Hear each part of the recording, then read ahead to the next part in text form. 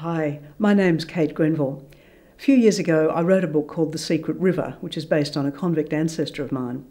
And while I was doing the research for that book, I came across another story which absolutely galvanised me, and I thought this has got to be my next story. Well, I've now written that book. It's called The Lieutenant. The main character is a young soldier who comes out with the First Fleet, and he befriends the local Aboriginal people.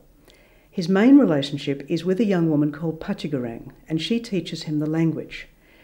Now, Dawes was a bit of a scholar, and he kept 2 notebooks in which he wrote down the conversation he was learning.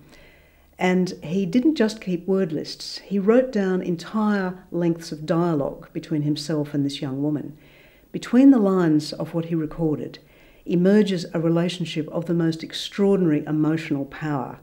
It's respectful, it's affectionate, and it's playful. It's like no other black-white relationship that was recorded at that time.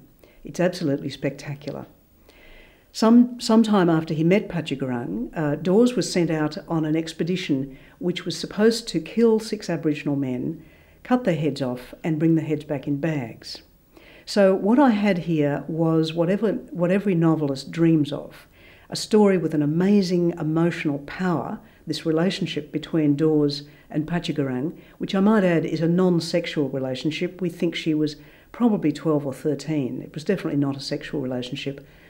So on the one hand, there was this powerful emotional relationship. On the other hand, there was this drama of a man faced with a life-changing dilemma, a choice that he had to make. My last book, The Secret River, was also about a man who makes a choice. And in many ways, this book is the mirror image of that book. I didn't quite intend it that way, but now that I've written it, I can see that I've sort of written 2 sides of the story. William Thornhill in The Secret River makes a decision which results in the conversation coming to an end. And William Dawes makes a decision that is a bit different. The dialogue continues, at least in the form of the notebooks. To me, that makes this book not just another historical novel.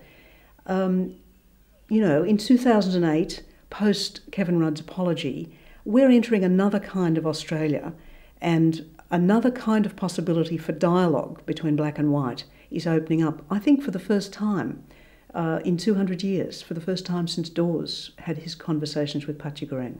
So in a way, I'm thinking that his story tells us something that might be useful for us going into the future.